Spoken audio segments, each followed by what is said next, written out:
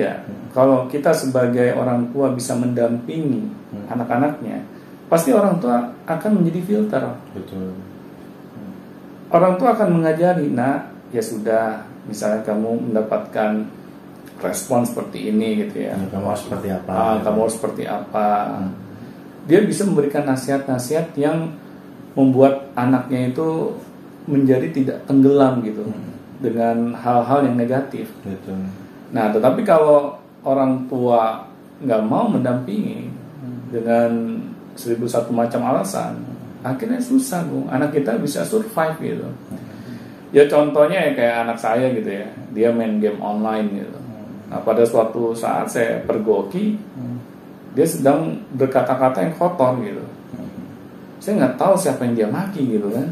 Karena dia kayak ngomong di headset gitu kan, sama siapa saya nggak jelas, nggak kelihatan gitu. Akhirnya ya udah, pertama saya diamkan dulu gitu. Saya pengen tahu nih, ini ada apa nih gitu kan. Kok anak saya berkata-kata yang kasar gitu. Nah, setelah dia selesai, saya panggil. Kamu tadi ngomong apa? Kaget dia. Dia nggak tahu saya ada di belakangnya gitu. Jadi saya jelasin, kamu ngomong ini sih kasar gitu sama teman kamu. Emang ayah pernah ngajarin omongan seperti itu? Udah diem deh. Nah, kalau misalnya kita sebagai orang tua selalu mendampingi kan kayak gitu ya jatuhnya. Benar. Aman gitu.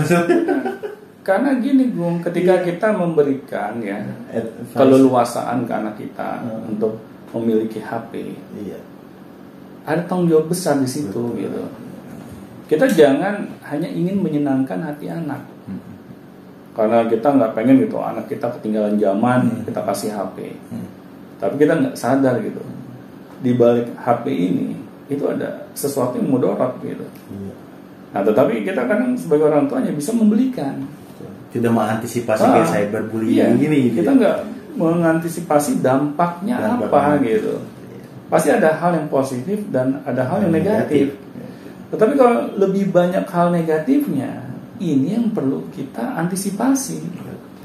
Kadang kita sebagai orang tua itu ketika memberikan sesuatu kepada anak, ya apa saja lah ya, fasilitas lah intinya, kita gak sadar gitu. Di balik itu ada tanggung jawab besar. Kita jangan cuma lepas di situ aja gitu. Ya, setahu kita mah anak seneng lah udah. Benar. Dan baik-baik aja lah gitu. Benar. Enak ya belanja gitu. Iya, itu cara paling gampang memang. Bener biar. Dari sini, Bung, kalau saya dengan kita ini ya memberikan fasilitas kepada anak kita, kita harus ajari mereka cara menggunakan fasilitas itu dengan bijak gitu.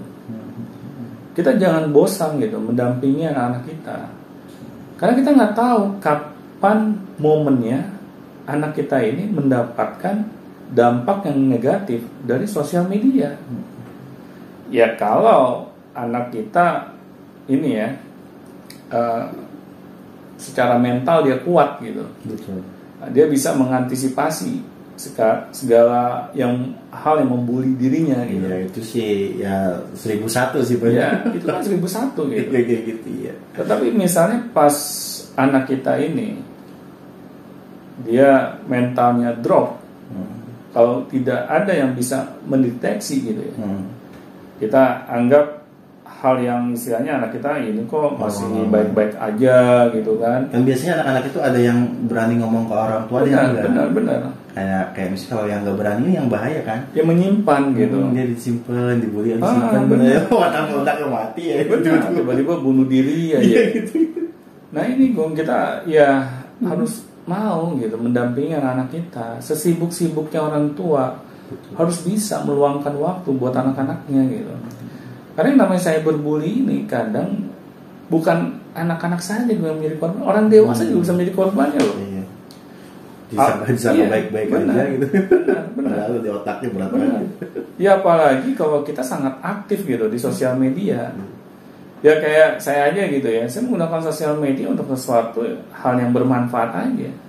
Saya malas gitu kalau melihat konten-konten yang nggak bermutu gitu. Untuk apa? Agar saya bisa memfilter gitu informasi-informasi yang masuk ke dalam otak saya gitu. Karena kalau saya biarkan saja, akhirnya ini berdampak negatif gitu. Betul. Untuk diri saya sendiri. Kesehatan mental, benar. Mana-mana itu. Karena hal itu bisa ini, Bung, sosial media itu bisa apa ya? Menghipnotis diri kita gitu. Iya, tanpa sadar ya. Tanpa kita sadari gitu. Nangis-nangis depan HP. Benar. Iya, taunya nonton drakor lagi gitu kan. Nangis-nangis kayak kenapa gitu kan.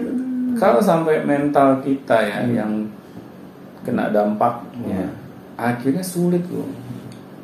Aktivitas kita dalam kehidupan ini menjadi normal adanya gitu. Kan kita nggak mau ya, misalnya kehidupan yang kita sudah susah payah gitu bangun gitu, Betul. agar kita dapat meraih impian gitu. Tapi gara-gara kita sangat aktif di sosial media, apa kita mengkonsumsi konten-konten yang nggak bermutu gitu, hal ini bisa menghambat gitu dalam kehidupan kita untuk meraih impian gitu. Nah, apalagi anak-anak, Bung, yang masih masa depannya tuh masih panjang gitu. Iya, banyak sekarang Pak kasus-kasus anak depresi gitu. Benar. Anak stres, anak-anak baru stres gitu. Iya, pasti bingung saya. Ada sesuatu gitu kan. Nggak mungkin anak stres nggak ada pemicunya. Betul, iya. Dan saya melihat pemicunya sekarang sebagian besar itu dari sosial media. Karena apa ya? Mungkin kalau di sekolah anak sibuk belajar, nggak ada waktu gitu ya untuk berinteraksi satu dengan yang lain. Dia main HP.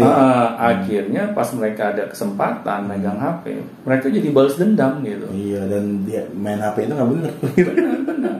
Mereka hanya mencari hiburan gitu kan, karena mereka stres gitu dengan aktivitas yang mungkin mereka nggak sukai gitu kan. Kan biasanya kalau kita nggak menyukai sesuatu, kita butuh pelarian. Ya, nah disinilah kalau pelariannya sampai negatif tuh, maka kita sebagai orang tua itu harus waspada gitu. Karena di balik ya, teknologi yang semakin berkembang, ada tanggung jawab yang besar bagi kita sebagai orang tua. Oke, baik. Terima kasih pada atas informasi yang hari ini terkait cyberbullying. Kalau misalnya ada yang mau tanyakan, silahkan langsung tanyakan saya langsung di kolom komentar atau kirimkan langsung ke email yang sudah kita simpan di link deskripsi. Silahkan langsung saja di sana. Dan juga kalau ada yang mau tanyakan langsung lewat komentar, nggak jadi masalah. Oke, baik. Sampai jumpa di video selanjutnya. Sampai jumpa.